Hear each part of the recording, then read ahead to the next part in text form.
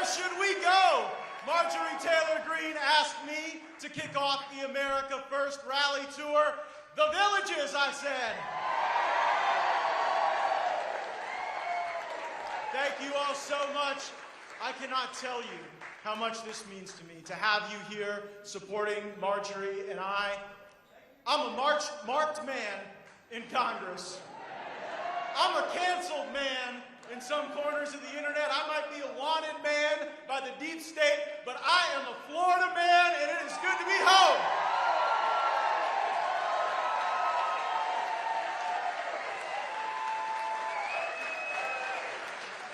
You're the lucky ones. You got in. There are more than 1,000 people outside that wanted to be here.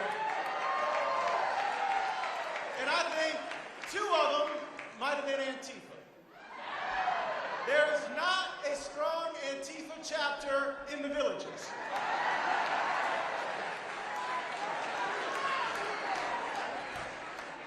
I don't think any of the people on the Republican side running for president in 2024 could draw a crowd this big if their name wasn't Donald Trump. And so today, we send a strong message to the weak establishment in both parties. America First isn't going away, we're going on tour.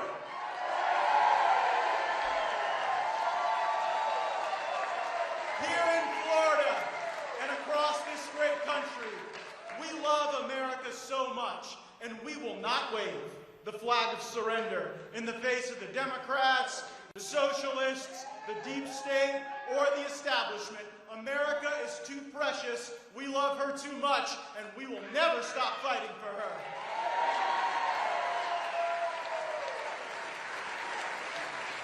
This is our first stop, but there will be many more, and America's greatest president and the undisputed leader of the Republican Party, Donald J. Trump, might join us on the field, or we might join him.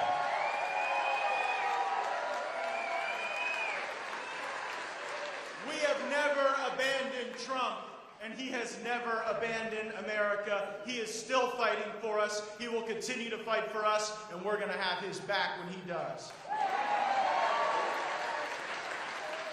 The way forward is not a repackaged, regurgitated version of Paul Ryan's Better Way. And it's certainly not the Green New Deal and the socialist way. Our way, America First, will rule the day. Isn't it obvious? It's our ideas, it's our patriotism and positive populism that fills the rallies from the prairies of Wyoming to the villages of Florida.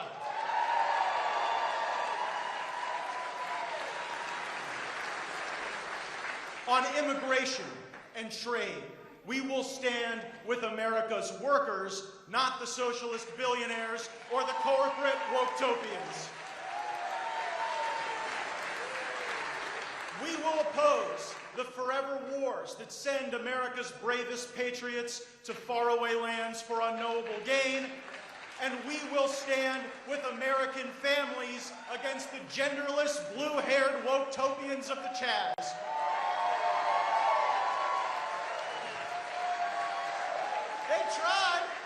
They tried to make part of Seattle an autonomous zone. Then they took over the Democratic Party, and they actually made the Democratic Party their autonomous zone. We will make sure that America is an autonomous zone for freedom and liberty and success and prosperity, and we will not apologize for it 1 minute.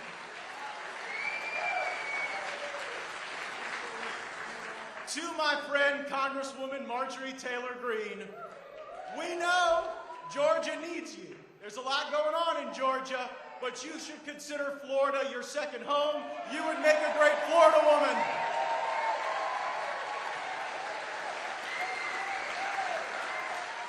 You know why they go after Marjorie the way they do. She is an unbossed Congresswoman.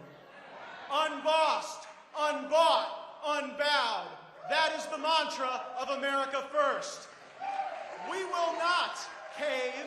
We will not cave to the foreign interests abroad or the special interests here at home. We will put our people first, and we will not make exception for that. And so, if you believe that America is a wonderful country, not an intractably racist country, if you believe that MAGA is patriotic, not deplorable, if you stand for the flag and kneel in prayer, if you want to build America up and not tear her down, then welcome, my fellow patriots. This is the movement for you. You belong with us to help our country to be prosperous and patriotic and unafraid.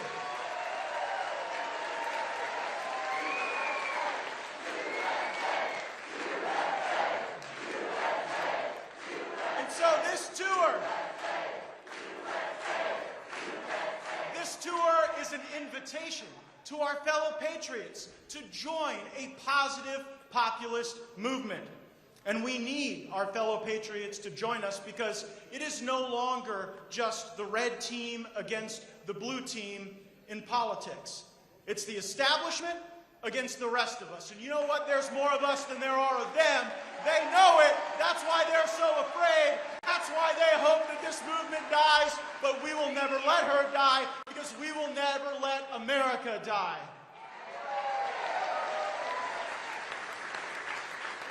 From the deep state in government to the deep fakes in media, they try to defame, deplatform, and destroy that which they cannot control. And they could not control Trump, and they could not control me, and they certainly can't control Congresswoman Marjorie Taylor Greene.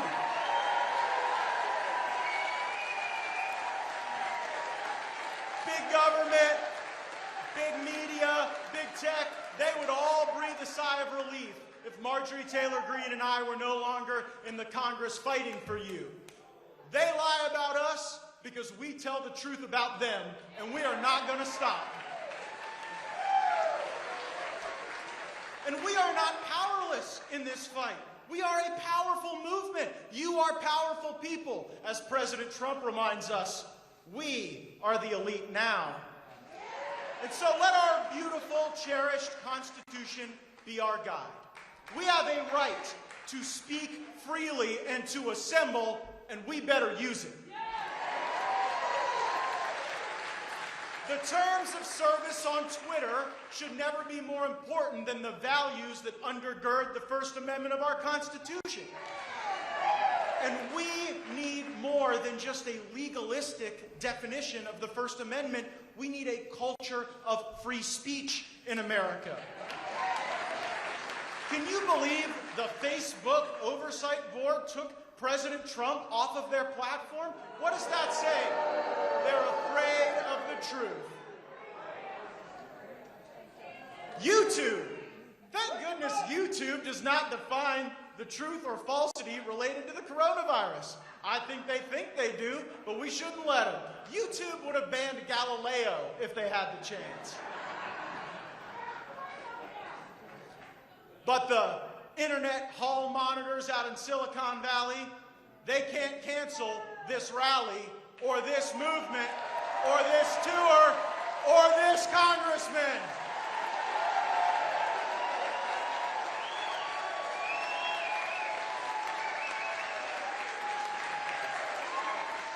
We have a right to bear arms in this country, and we better use it. The Second Amendment is not about hunting. It is not about sports shooting. The Second Amendment is about maintaining within the citizenry the ability to maintain an armed rebellion against a tyrannical government if necessary. And you know what? People may not like that. That might not be politically correct, but that is the truth. And oftentimes the truth is politically incorrect. We have a right to be free of unreasonable search and seizure, and we better protect it. For anyone who thinks that the deep state doesn't exist, if you have any of those friends that say, oh, if you think the deep state exists, you're a conspiracy theorist. Just look at what we've seen. An FBI lawyer changed evidence before a secret court to have the opportunity to surveil someone that they thought was close to President Trump so that they could exact their politics through the FBI. Former FBI disgraced Director Jim Comey admitted under Congress that he leaked information for the purpose of getting a political investigation going. The former Director of National Intelligence, James Clapper, came before Congress and said, there is not mass collection of American data for surveillance. Turns out there was mass collection of American data for surveillance. Look at what they did to General Michael Flynn, a patriot for our country. Michael Flynn was going to reorganize the intelligence community and say that we had to stop just focusing on Russia and we needed to rise to the challenge to confront China, and they prosecuted him for it. The deep state is real. It is in places you wouldn't even think. The deep state is even at the post office. The United States Postal Service has an internet covert operations program. The post office. You know what? Deliver my mail on time and on budget before you spy on the social media proclivities and activities of our fellow Americans. I am proud to tell you that Marjorie Taylor Greene and I have introduced legislation to abolish the deep state internet covert operations program at the post office.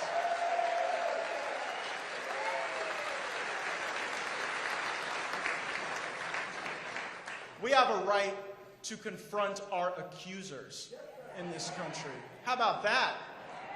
There can be no due process here if the only process due to conservatives is to see leaks embroidered onto lies, then just endlessly repeated by the America Last media.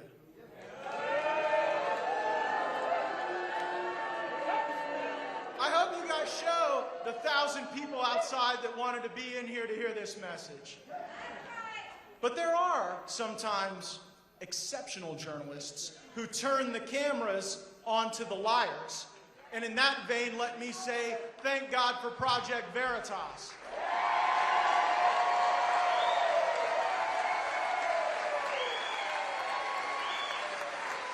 It's not often you get an admission on video. But a CNN director on video said the reason they were repeating these lies and propagandizing my life is because I'm effective. Because I stand in the way of an agenda that will hurt my fellow Americans. They will not silence me, we will not back down, and the truth will prevail.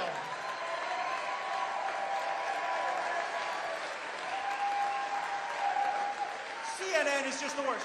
I already know, so today is my birthday. And I already know how CNN's going to report it. Matt Gaetz has wild parties surrounded by beautiful women in the villages. So just get ready for it.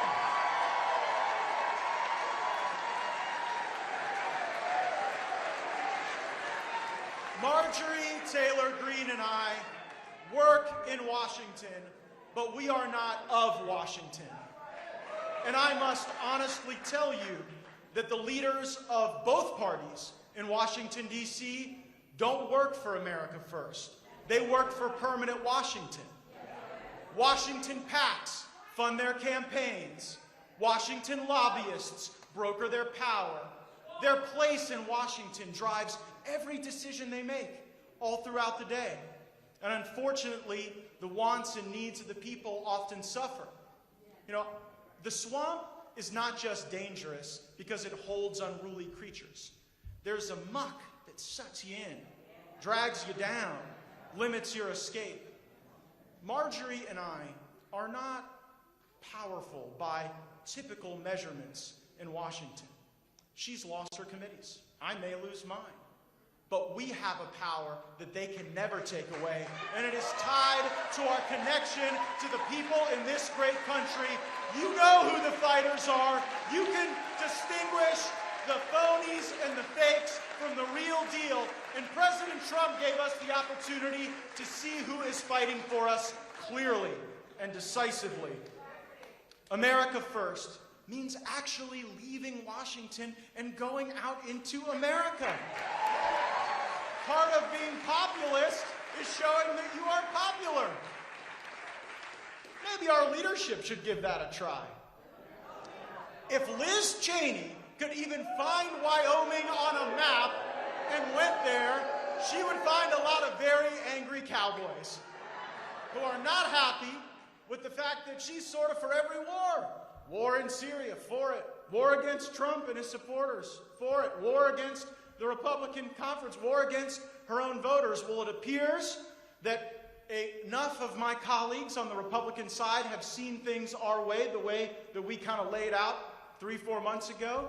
And it appears that Liz Cheney may no longer be the chair of the Republican conference. This might be the first war she's ever sought to end.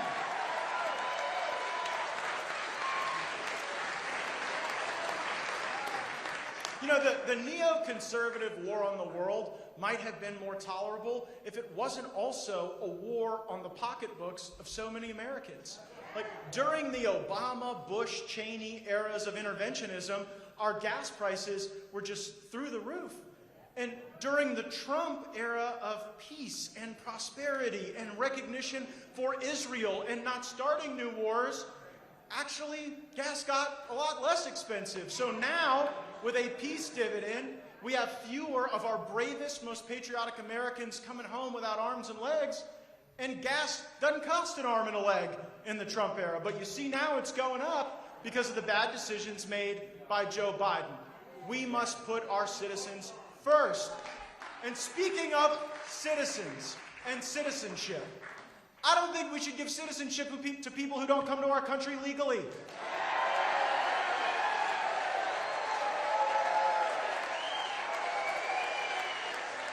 Americans are dreamers too.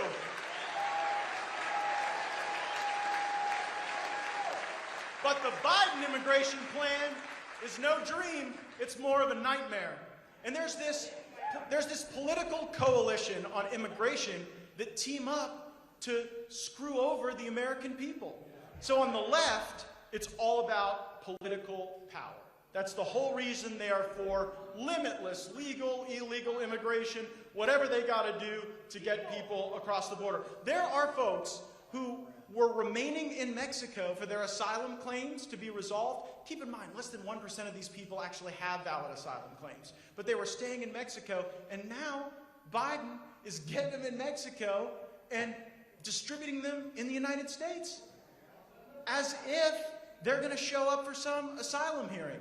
Do not let the Republican Party regress on this issue. Donald Trump showed clearly that we are not the party of amnesty.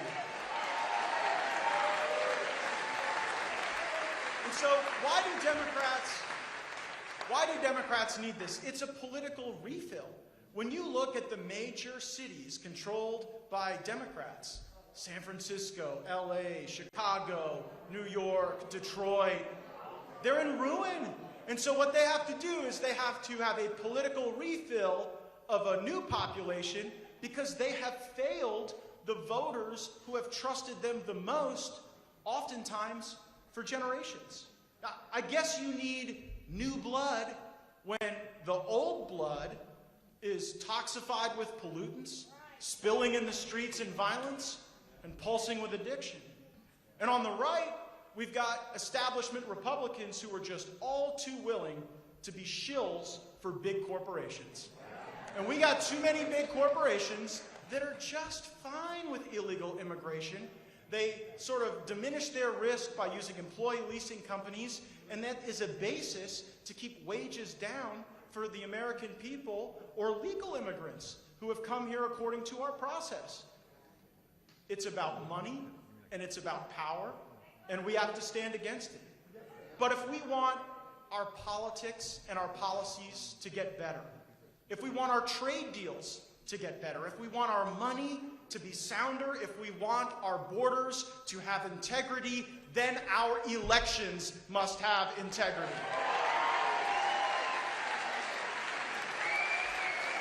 And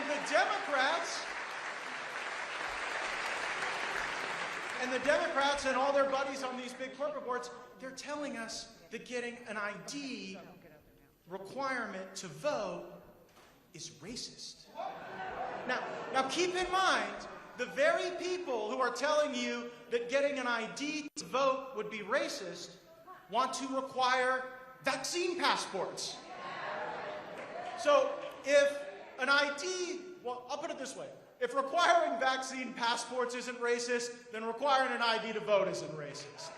And I think my colleague, Burgess Owens, said it best. Burgess Owens is a black Republican, serves from Utah, was in the NFL, tackled OJ.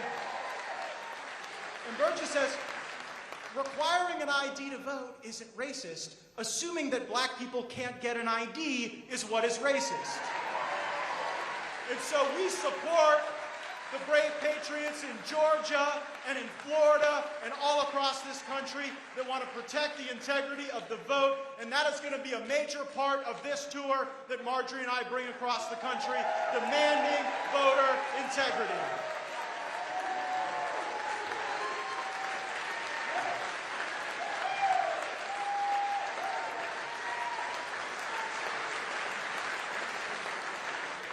I do not diminish the challenge that is ahead.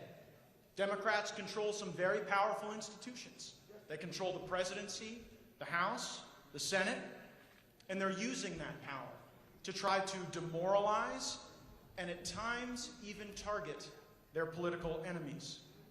But in America, patriotism always shines through when we demonstrate toughness and grit. In 1772, Sam Adams sent James Warren around the communities of Plymouth. And the goal was to try to excite the notion of independence in people and to get them engaged and thoughtful and proactive regarding the notion of a new great American nation. The patriotic spirit was always coming and going, and there were times it was more going than coming. And Warren reported back to Adams, all are dead, and we cannot raise the dead without a miracle. Speaking of the patriots and those that we needed to maintain a revolution. And Adams replied, never despair. Let that be the motto of you and me. All are not dead, and where there is but a spark of patriotism, we will rekindle it.